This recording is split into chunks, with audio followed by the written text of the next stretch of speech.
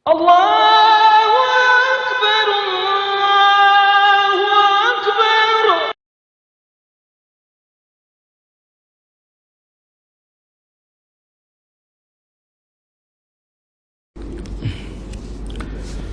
بسم الله الرحمن الرحيم. السلام عليكم ورحمة الله وبركاته.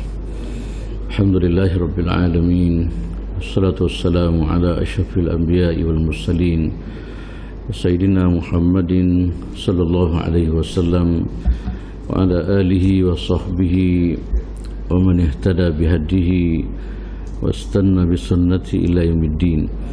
عليك توكلنا وإليك أنبنا وإليك المصير.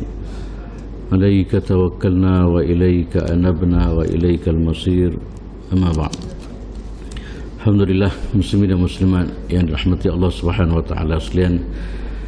Sama-sama kita syukur pada Allah Subhanahu wa taala pada pagi ini alhamdulillah kita dapat bersama dalam kuliah subuh. Kita doa Allah Subhanahu wa taala tulis segala apa yang berlaku pada hari ini sebagai amal soleh.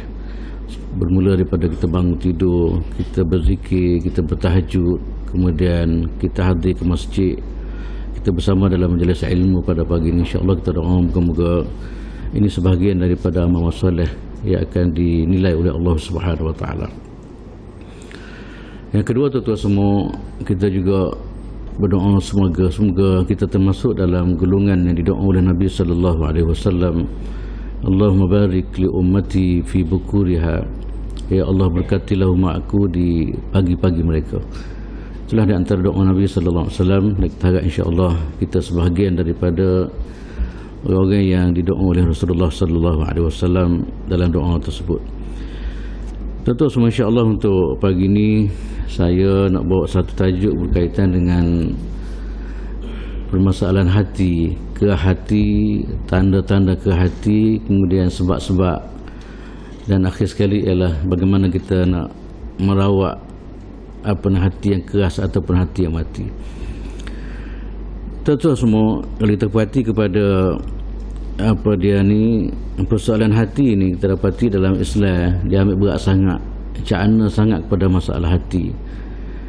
Sebab apa tuan-tuan semua? Di antaranya ialah apabila kita tengok dari segi Allah Subhanahu wa taala apabila dia nilai amal-amal manusia, di antara Allah Taala nilai ialah nilai dari segi hati kita, keikhlasan hati kita ataupun bersihnya hati kita kepada Allah Subhanahu wa taala.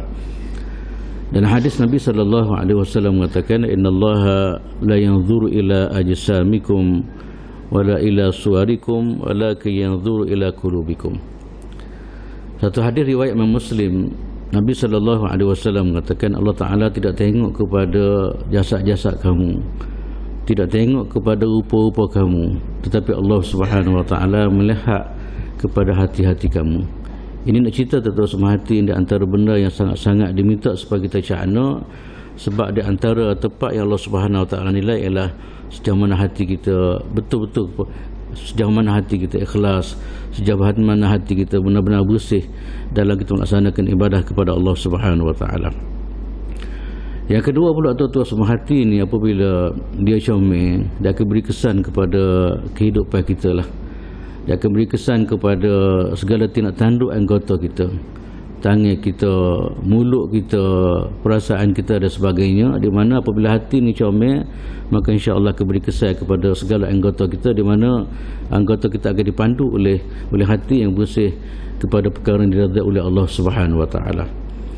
Sebab tu dalam hadis Nabi sallallahu alaihi wasallam mengatakan inna fil jasadi mudghah idza salahat salahal jasadu kulluh, idza salahat salahal jasadu kulluh, wa idza fasadat fasadal jasadu kulluh, ala wahiyal qalb. Nabi sallallahu alaihi wasallam sebut dalam hati manusia ini ada seketul daging. Apabila dia molek, maka moleklah akan buat molek kepada segala anggota, dan kalau hati ini tak molek, maka akan beri kesan kepada anggota lain. Itulah di antara sebab apa Islam sebenarnya dia minta supaya kita cakna kepada kepada hati.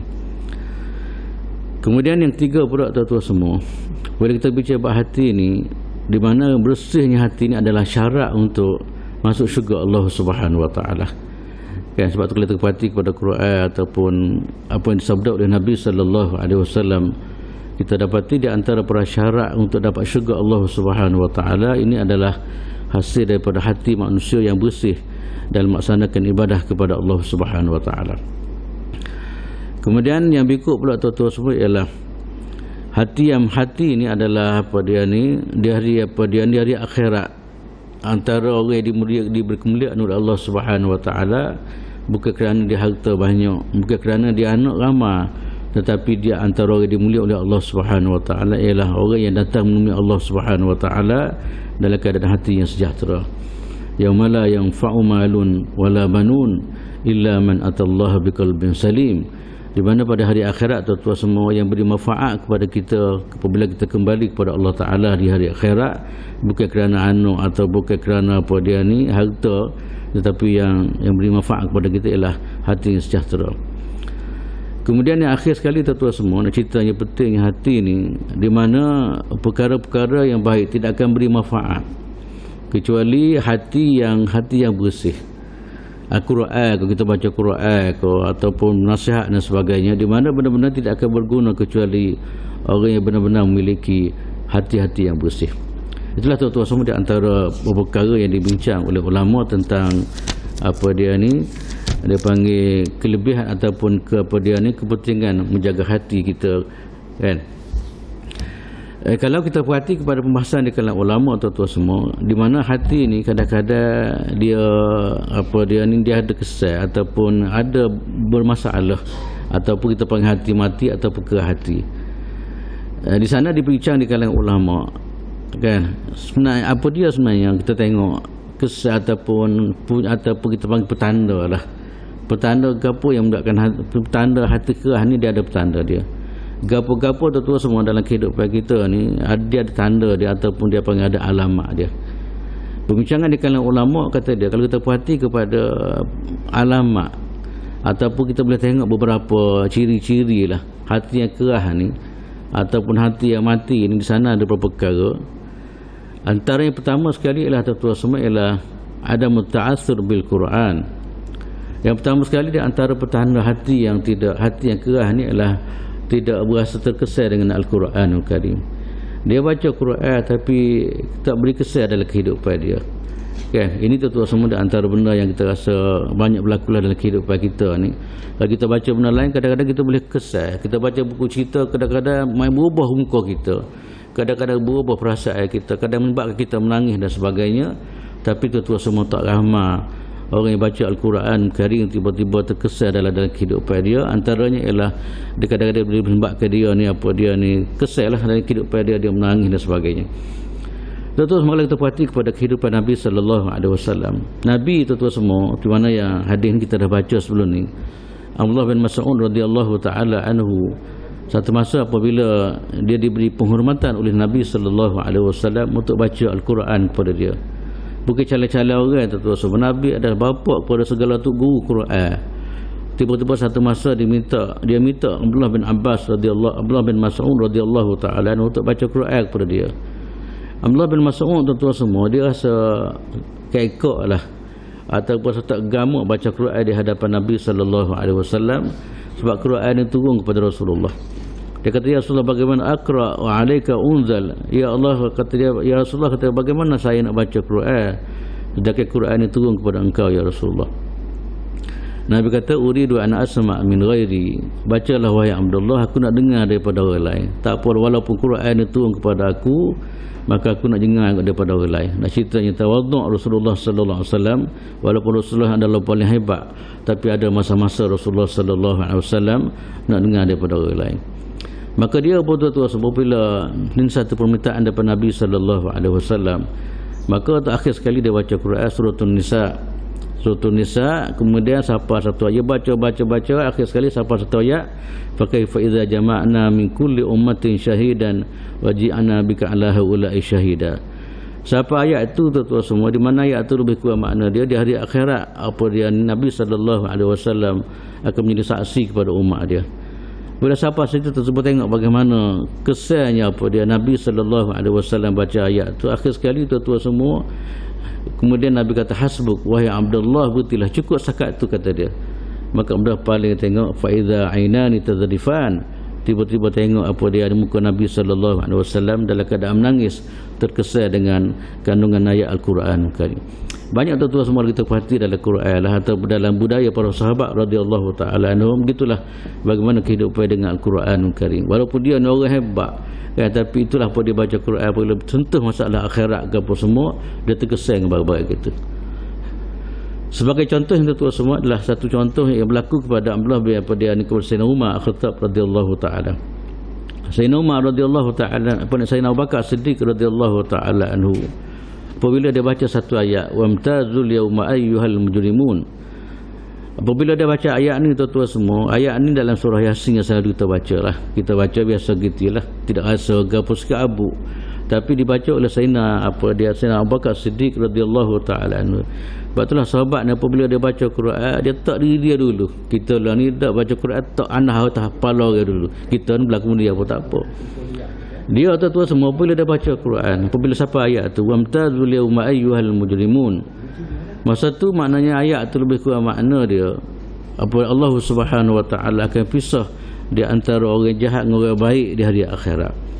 Masa tu tuan-tuan semua, dia tak adalah orang yang paling mulia lepas daripada Nabi sallallahu alaihi wasallam, tapi dia masih rasa bimbang, takut-takut Allah Subhanahu wa taala letak dia dalam kumpulan kumpulan orang jahat. Sampai gitu tuan-tuan semua, bagaimana perasaan dia ni, kesannya dia berasa berasa bimbangnya terhadap apa yang berlaku di hari akhirat. Dan banyak lagi tuan-tuan semua kita nak cakap tentang bagaimana kesan Quran dalam jiwa para sahabat radhiyallahu taala anhum dan para salafus soleh. Ini satu gambaran bagaimana hati dia hidup, hati dia hati dia memang dengan Allah Subhanahu wa taala.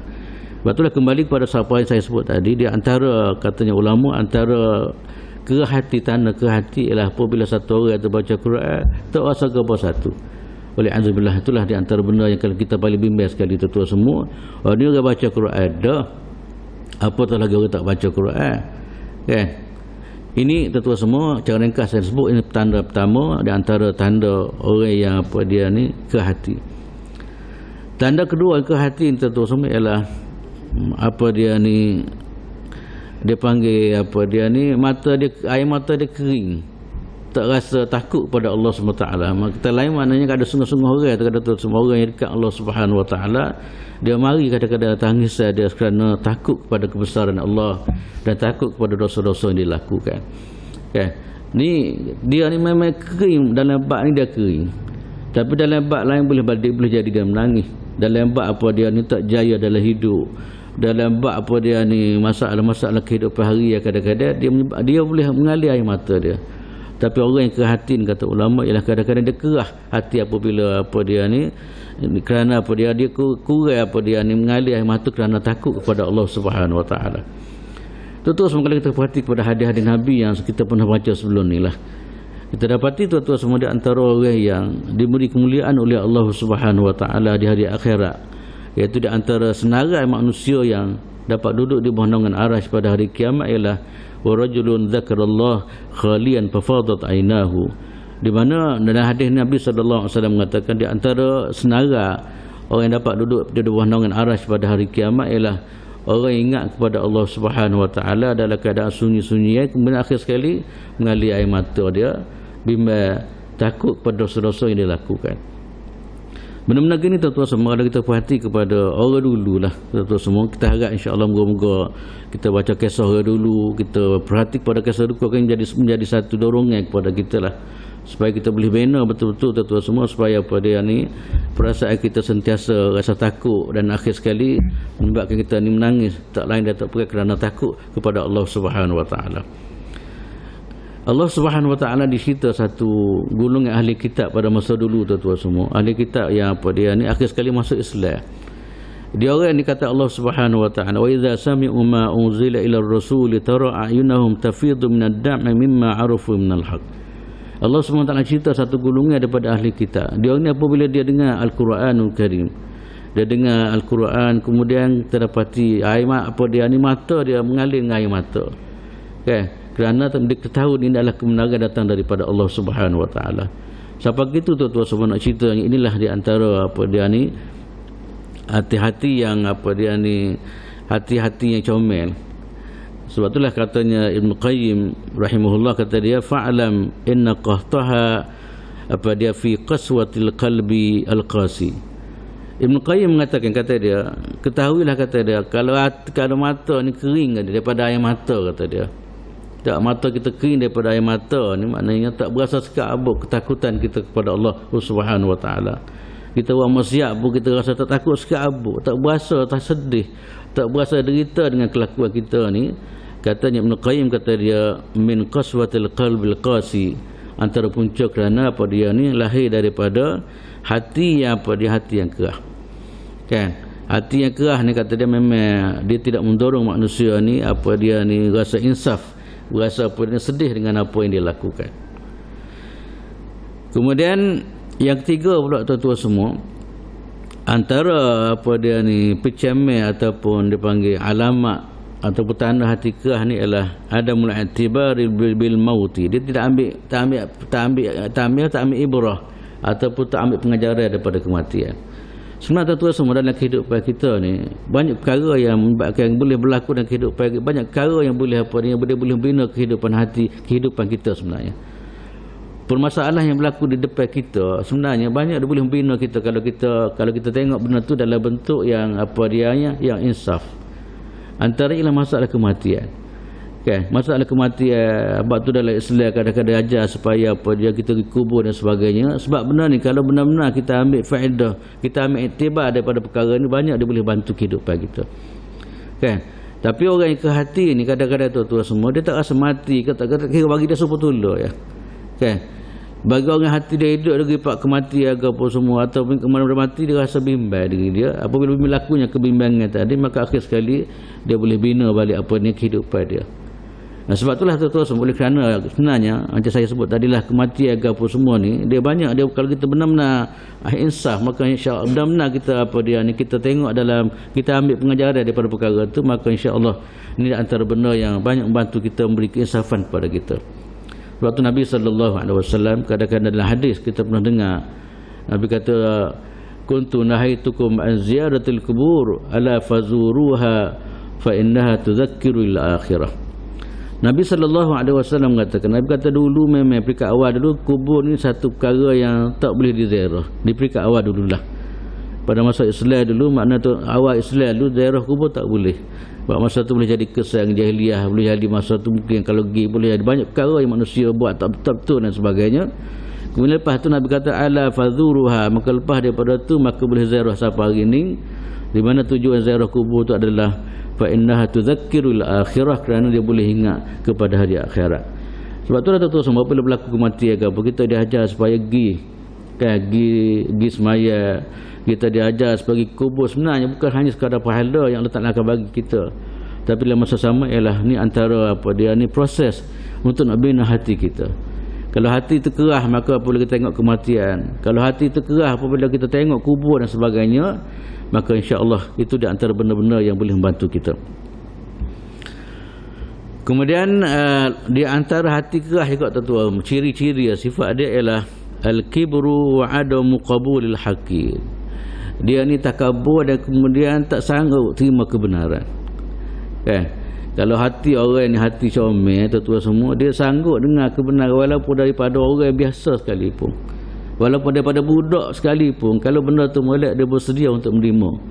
Tapi bagi hati orang kerah ni tuan-tuan semua, kalau mengikut apa yang dibincang oleh ulama, ialah kata dia antara petanda apa dia ni hati kerah ataupun hati mati ni adalah apa dia kita panggil, dia takabur sikap dia, kemudian dia sanggup tolak kebenaran. Kan? Dia sanggup apa dia ni tolak kebenaran. Sebab itulah kalau satu apa yang disebut oleh satu orang nama Imam Nawawi, kata dia innal qalbal qasi la yaqbalul haqq wa in kasrat dalailuhu. Hati yang kerah ni kata dia dia tak akan terima kebenaran walaupun dalil itu cukup. kan, mari dalil tu, mari bukti tugas-tugas semua. Kalau dah sebut situ, dia tak akan terima lah kan. Ni banyak berlaku dalam masyarakat kita tuan-tuan semua. Kadang-kadang kan kita tunjuk bukti, kita tunjuk dalil jelas tapi gitulah dia tak boleh terima juga kan. Sebab apa? Dia ada satu perasaan ataupun hati dia bermasalah ataupun hati berpenyakit.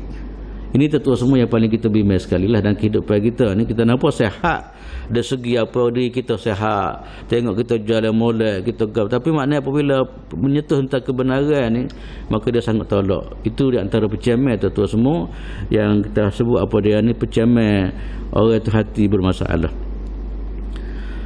Kemudian yang berikut pula tuan-tuan semua, di antara senarai yang disebut oleh ulama tentang ciri-ciri hati yang keras ni ialah dia tak ambil berat kepada saudara dia yang menghadapi masalah kan. Dalam kehidupan kita ni tu kadang-kadang ada sayang-sayang kita ada masalah dalam hidup dia, ada apa dia ni, ada musibah yang berlaku, kadang-kadang dia tak cakna sangat, dia pakai hak dia ya kan. Tak ada sikit abu dalam hati dia simpati, tak ada sikit abu apa dia dalam hidup dia ni memang nak cakna kepada orang yang bermasalah.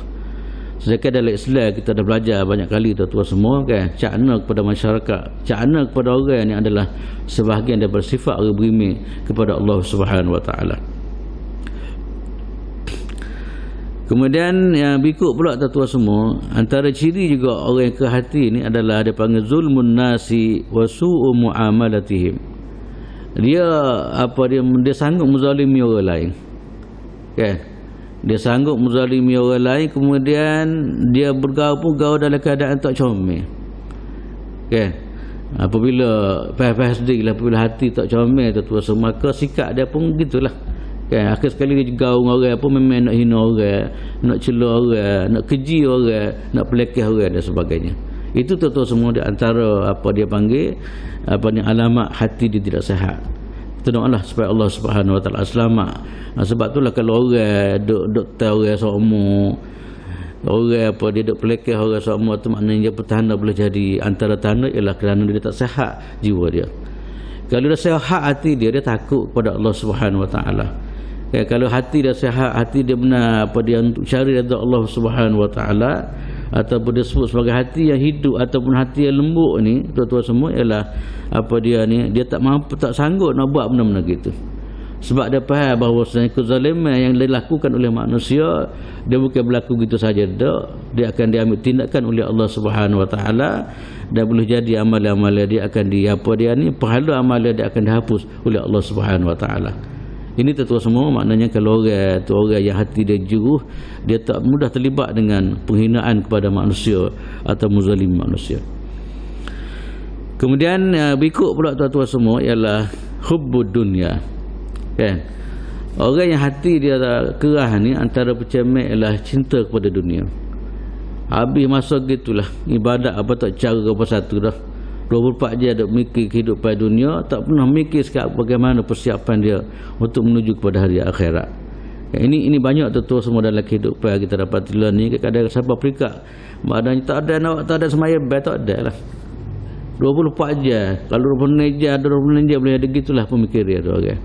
Maka tuan-tuan semua, kalaulah siapa gitu, maknanya itu permasalahan yang dia kena berubah cepat-cepat. Ini satu dia ni petanda mana alamat tak sihat hati dia dalam jalan kehidupan mencari redha Allah Subhanahu Wa Taala.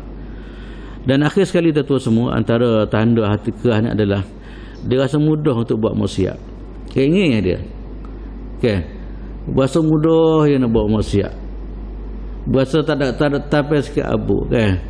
Tapi bagi orang yang tuan-tuan semua, orang yang Allah dekat dengan Tuhan, kadang-kadang berasa tak sedap nak buat barang maksiat, nak ambil duit orang 10 sen tu kadang berat dia siapa gitu sekali. Cuba tengok kalau orang-orang yang hati tak comel ni, kadang-kadang depan dia juta sanggup ambil tuan-tuan semua kan. Bagi dia rasa biasa benda-benda gitu. Ini antara dia panggil dia berasa mudah dia untuk melakukan maksiat, kemudian berat dia untuk melaksanakan ketaatan kepada Allah Subhanahu Wa Taala. Ini tuan-tuan semua di antara beberapa tanda lah.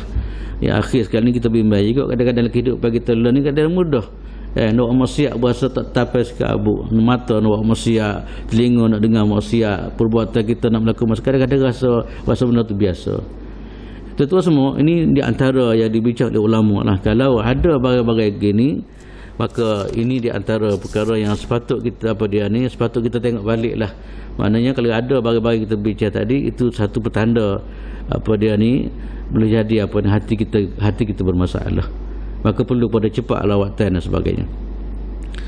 Tuan-tuan semua, kalau kita perhati lagi di kalangan ulama dia bincang sebab apa berlaku benda-benda gitu, kan?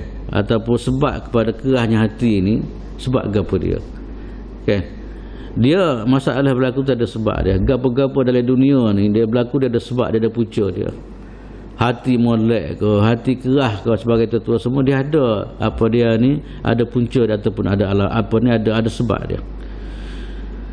Antara tuan-tuan semua dalam catatan saya depan saya ni, kalau tengok kepada pembahasan di kalangan ulama, sebab apa sebenarnya hati kita jadi buana macam tadi, kan? Yang pertama sekali ialah kerana al-ghaflah an zikrillahi an zikrillahi wa tadabburul Quran. Yang pertama sekali ialah dia lalai daripada ingat kepada Allah Subhanahu wa taala, dan lalai daripada tadabbur Quran, kan? Orang yang lalai daripada Tuhan ni, kan, kalau orang sentiasa ingat kepada Allah Subhanahu wa taala, maka bukan mudah tuan semua hati dia akan dipesong dalam dipesong daripada benda molek, kan? Oleh kerana kehidupan dia ni lalai daripada mengingati Allah Subhanahu wa taala, maka confirm hati kita akan dikontrol oleh benda lain, nafsu dan sebagainya. Yang kedua pula tuan-tuan semua, di antara sebab ialah dia panggil kasratul ma'asi, maksiat yang pada terlalu banyak yang kita buat, kan? Kita rasa benda biasa ya, kan? Benda biasa ya, tapi sebenarnya tuan-tuan semua, maksiat di antara benda yang boleh menyebabkan hati ni gelap ataupun hati ni kerah, kan? Ini kalau kita perhati kepada kata-kata ulama-ulama orang dulu lah, ini pengalaman ulama-ulama dulu yang kongsi kepada kita tentang kenyataan yang saya sebut tadi. Maksiat ni memang antara benda yang menyebabkan hati kita kerah, hati kita bermasalah. Saya ambil satu kata-kata yang disebut oleh satu orang nama dia Al-Muhasibi. Kalau orang belajar dalam ilmu akhlak ataupun disebut sebagai tasawuf dan sebagainya, ilmu yang bicara tentang peribadi, maka ini antara tokoh dia panggil Imam Al-Muhasibi rahimahullah ta'ala. Kata dia, antara ucapan dia dicatat dalam sejarah, dalam buku tuan-tuan semua. Nak ceritanya dia orang kecek ni memang siapa dah ni berkata-kata dia masih dicatat dalam buku dan sebagainya.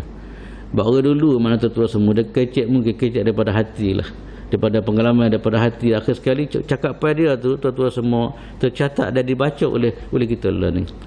Kita lah ni kecek banyak tapi terlekat seperti habuk kadang-kadang, kan? Boleh jadi hati kita kosong dan sebagainya.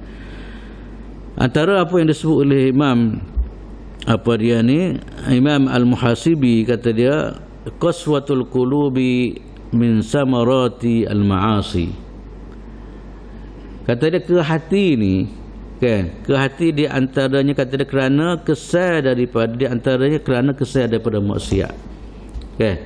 Maksiat yang kita buat akhir sekali menyebabkan kita ke hati. Benda ni kita boleh tengok dalam pengalaman hidup kita. Satu hari kita banyak terlibat maksiat katakanlah, kan? Maka akhir sekali kadang-kadang kita rasa lain hidup kita. Semaya pun tak khusyuk, ibadat puasa malah, mari benda-benda kita. Ini kita boleh baca dalam kehidupan kita lah. Apabila penglibatan kita dalam maksiat hari itu memang terlebih katakanlah, atau banyak katakanlah, maka dia akan beri kesan kepada kesan kepada masalah hati kita. Sebab itulah tuan-tuan semua, kalau kita perhati kepada ulama-ulama dulu, apabila dia bincang masalah qiyamul lail, antara Imam Ghazali rahimahullah ta'ala dalam kitab Ihya Ulumuddin, bila dia bincang masalah qiyamul lail, maka di sana dia sebut langkah-langkah bagaimana persiapan untuk nak qiyamul lail ni. Antara yang kata dia pada malam tersebut, mengelaklah daripada melakukan maksiat, kan? Sebab bila kita terlibat maksiat waktu malam tu, boleh jadi tuan-tuan semua hati kita kerah dan susah untuk kita nak bangun dan sebagainya, kan? Ini kita boleh perhati dalam kehidupan kita lah. Macam saya sebut tadi lah, bila penglibatan kita banyak perkara tak molek, kadang-kadang dia menyebabkan kita buana atau masalah dari segi pelaksanaan kita dalam beribadat kepada Allah Subhanahu wa taala. Ini tuan-tuan semua di antara ucapan atau kata-kata daripada orang berpengalaman tuan-tuan semua dalam bab hati ni, iaitu Imam Al-Muhasibi. Kata dia qaswatul qulubi min samaratil ma'asi. Kata dia ke hati ni antaranya adalah kerana punca daripada hati tak molek. berpunca daripada apa? Berpunca daripada banyak maksiat. Kemudian Abdullah bin Mubarak pula kata dia, az-zunubu tumitu al-qulub. Kata dia dosa ni dia menyebabkan mati hati, kata dia. Az-zunubu tumitul qulub. Dosa ni adalah apa dia ni? Dosa ni kata dia ada di antara penyebab kepada matinya hati. Kan? Ini kata-kata Abdullah bin Mubarak rahimahullahu taala. Dia kata kita az-zunubu tumitu apa dia? Tumitu al-qulub. Kemudian antara kata-kata dia tuan semua ialah wa tarkuz zunubi hayatul qulub. Orang yang tinggal dosa ni katanya ulama ialah dia boleh menghidupkan hati dia. Itulah tuan semua di antara apa dia ni ucapan atau kata-kata tokoh-tokoh ilmuwan dalam Islam nak cerita kepada kita bahawa di antara punca yang menyebabkan manusia ni hati dia keras kerana banyak maksiat dia lakukan dalam kehidupan. Kemudian antara juga tuan semua sebab kepada keras hati ni adalah cuai dalam melaksanakan apa dia ni ketaatan kepada Allah Subhanahu Wa Taala. Cuai dalam melaksanakan fardu ke ataupun dia kurang melaksanakan ibadat, kan? Dia cuai maknanya tak berapa mana, tak berapa minat sangat apa dia beribadat kepada Allah Subhanahu Wa Taala, kan? Kemudian di antara kata tua semua sebab ialah sibuk dengan urusan dunia, macam kita bincang tadilah. Bila sibuk dengan urusan dunia, maka ini di antara punca kepada dia ni kepada kehati. Dan banyak lagi tua semua yang dibincang di kalangan ulama apa dia ni tentang sebab-sebab yang menyebabkan hati manusia ni kerah, kan? Bila kerah maka susah dia untuk nak mendekati Allah Subhanahu Wa Taala, susah dia untuk beribadat dan berat dia untuk melaksanakan ketaatan kepada Allah Subhanahu Wa Taala. Kemudian tuan-tuan semua, kita tengok yang terakhir sekali, poin terakhir sekali, apabila ada penyakit dia ada ubat dia lah, kan? Setiap benda ni kalau ada penyakit dia ada ubat dia. Maka bagaimana tuan-tuan semua kita perlu tengok apakah ubat ataupun cara rawatan hati-hati bermasalah ini. Ini antara poin yang kita nak tengok adalah tuan-tuan semua supaya apa dia ni hati kita sentiasa apa dia ni dijaga oleh Allah Subhanahu Wa Taala. Yang pertama sekali tuan-tuan semua ialah antara benda yang dipanggil apa dia ni, antara obat untuk nak rawat hati-hati yang bermasalah ni, antaranya pertama sekali ialah tilawatul Quran bi khusyu'in. Dia baca Quran dengan keadaan khusyuk, kan? Sebab tu dalam Islam dia ajar supaya Quran jangan barang yang jangan tinggal lah, kan? Kita pernah banyak adalah hadis-hadis Nabi SAW. Nabi minta supaya apa dia ni kita baca Quran. Sebenarnya baca Quran bukan hanya sekadar pahala macam saya sebut tadi tetua semua, kan? Tapi dia di antara alat ataupun antara benda yang boleh Quran membantu kita untuk menghidupkan hati kita. Quran membantu kita untuk apa dia ni, untuk menghilangkan apa dia ni kegelapan hati dan sebagainya. Terutama kita naknya kita baca Quran bukan hanya sekadar baca lah, tapi kita nak di sini adalah bi khusyu'in, baca Quran dalam keadaan khusyuk, kan? Dalam keadaan bagi tumpuan sungguh kepada Al-Quran Karim. Sebab itulah tuan-tuan semua, kalau kita baca Quran, apatah kalau orang faham, kan? Setiap hari dia baca, dia akan jumpa dengan arahan, dia akan jumpa dengan perintah Allah Subhanahu Wa Taala, dia akan jumpa larangan dan sebagainya. Dia baca sama, tak okeylah tak mari keseskan buat dalam jiwa dia, kan? Kalau dia apatah lagi dia, kalau dia faham Quran tuan-tuan semua, dia baca dalam keadaan bagi tumpuan sungguh ataupun disebut sebagai khusyuk, kan? Dia cuba baca terjemuh, kalau dia baca Quran, kemudian dia akan jumpa yang macam saya sebut tadilah.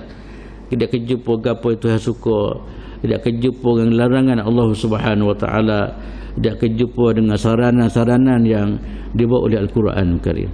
Maka dengan sendiri tuan semua, apabila dia ada benda-benda gitu, insya-Allah kurang-kurangnya dia buka kawal apa dia ada kawal hati dia, okay? Yang kedua pula tuan-tuan semua, antara rawatan hati kerah ni adalah al-iksaru min zikrillah. Dia kena banyak apa dia ni berzikir ataupun ingat kepada Allah Subhanahu Wa Taala.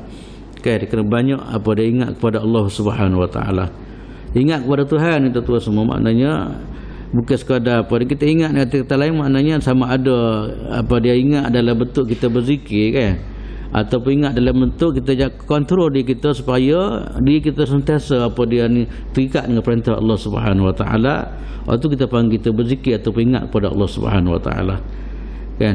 Sebab itulah dalam apa dia ni, kita dalam bab zikir, termasuk zikir bila kita doa pada Tuhan, kita doa kepada Allah Subhanahu Wa Taala supaya Allah Taala kawal hati kita, Allah Taala jaga hati kita, Allah Taala molek hati kita dan sebagainya. Kita pernah dengar ataupun boleh jadi di kalangan kita baca semua, ya muqallibal qulub sabbit qalbi ala dinika wa ala dinika wa ala ta'atik. Itu di antara doa tu semua yang kita diminta baca hatta dalam semaya pun. Di akhir solat kita, lepas daripada kita baca tahiyat, ada satu apa dia sebahagian daripada doa yang diajar oleh Nabi sallallahu alaihi wasallam, antaranya dia muqallibal qulub sabbit qalbi ala dinika wa ala ta'atik. Minta ya Allah, ya Tuhan yang balikkan hati, kan, minta kepada Allah Taala, Tuhan yang balikkan hati. Maka kata dia, sabbit qalbi ala dini, tetapkanlah hati kami, tetapkanlah hati saya apa dia ni mengikut acuan dan ketaatan kepada Engkau ya Allah, mengikut agama Tuhan. Kita nak supaya apa dia hati kita sentiasa dikawal oleh Allah Subhanahu Wa Taala, mengikut acuan yang dikehendaki oleh agama, dan hati kita sentiasa dalam keadaan mentaati perintah Allah Subhanahu Wa Taala. Sebab itulah tuan-tuan semua, hebat-hebat macam mana sekalipun, kita perlu pada pertolongan Allah Subhanahu Wa Taala. Walaupun langkah lain kita dah buat dah tuan-tuan semua, maka tak dapat tidak, kita juga perlu berdoa kepada Allah Subhanahu Wa Taala supaya Allah Taala jaga hati kita. Ya muqallibal qulub sabbit qalbi ala dinik, kan. Kemudian di antara yang tuan-tuan semua, apa dia ni, antara ubat kepada ke hati ni adalah al-iksaru min zikril maut, iaitu kita ingat kepada apa, perbanyakkan ingat kepada mati. Bukan ingat mati tak, mana ingat mati, kita ingat pada masa depan kita, ingat kepada apa kematian boleh berlaku bila-bila masa. Maka pada masa itulah tuan-tuan, apabila kita ingat benda-benda gitu, kematian bila-bila berlaku, kemudian apa akan berlaku lepas kematian dan sebagainya, kita ingat. Apabila kita ingat, maka kita akan membina apa dia ni, hati kita ke arah yang diridai oleh Allah Subhanahu Wa Taala. Ini tuan-tuan semua di antara apa dia ni, antara kaedah beberapa apa dia ni, panduan yang dibincang oleh ulama, bagaimana kita nak bina hati kita mengikut landasan yang dikehendaki oleh Allah Subhanahu Wa Taala. Dan tuan-tuan semua, memanglah benda ni berlaku dalam kehidupan kita ni, kan, masalah ke hati ke apa semua, cuma kita tak rasa benda tu berpanjangnya. Kita nak boleh kita rasa tahu dah makna kesan-kesan dia, kita tahu dah apa dia ciri-ciri ke hati ni, maka sama-samalah cepat-cepat kita berubah, kan, supaya kita diselamat oleh Allah Subhanahu Wa Taala. Itulah tuan-tuan semua di antara benda yang kita boleh bincang pada pagi ini, dan saya rasa ini antara tajuk tertim dengan tajuk macam ni, kan, macam mana yang saya sebut dalam mukadimah tadilah. Sebab hati ini adalah tempat tilitkan Allah Subhanahu Wa Taala, hati tempat Allah Taala nilai amal-amal kita. Maka kalau sini buana, tuan-tuan semua akan beri kesan kepada perjalanan hidup kita yang lain. Sebab itulah kita diajar supaya apa dia ni, cakna kepada masalah hati, dan sentiasa berdoa kepada Allah Subhanahu Wa Taala, moga-moga hati kita sentiasa hidup ataupun sentiasa jaga ataupun sentiasa apa dia ni merasai kebesaran dan mengesai apa ni kehebatan Allah Subhanahu Wa Taala, dan hati yang sentiasa apa dia ni tunduk kepada segala perintah Allah Subhanahu Wa Taala. Itulah tuan-tuan semua di antara benda yang kita doa, moga-moga perbincangan kita pada pagi ini insya-Allah moga-moga dia akan beri manfaat kepada kita, dan sama-samalah kita berdoa moga-moga hati kita sentiasa dikawal, sentiasa dalam landasan yang dikehendaki oleh Allah Subhanahu Wa Taala. Dan sama-samalah kita banyak doa yang saya baca tadi, ya muqallibal qulub sabbit qalbi ala dinika wa ala ta'atik. Moga-moga Allah Subhanahu Wa Taala jaga hati kita insya-Allah. Asakatlah tuan-tuan semua untuk pagi ini, yang baik daripada Allah Subhanahu Wa Taala, kekurangan daripada kelemahan diri saya sendiri. Aku qouli hadza wa astaghfirullahal azim li wa lakum wa lisa'il muslimina wal muslimat wal mu'minina wal mu'minat. Assalamualaikum warahmatullahi taala wabarakatuh. A'udzubillahi minasyaitonir rajim. Bismillahirrahmanirrahim. Alhamdulillahi rabbil alamin, wassalatu wassalamu ala asyrafil anbiya'i wal mursalin wa ala alihi wa sahbihi ajma'in. اللهم انفعنا بما علمتنا وعلمنا ما ينفعنا وارزقنا علما ينفعنا. الحمد لله على كل حال ونعوذ بك من حال أهل النار. اللهم اجعلنا من الذين يستمعون القول فيتبعون أحسنه. اللهم اجعلنا من الذين يستمعون القول فيتبعون أحسنه. اللهم اجعلنا من الذين يستمعون القول فيتبعون أحسنه.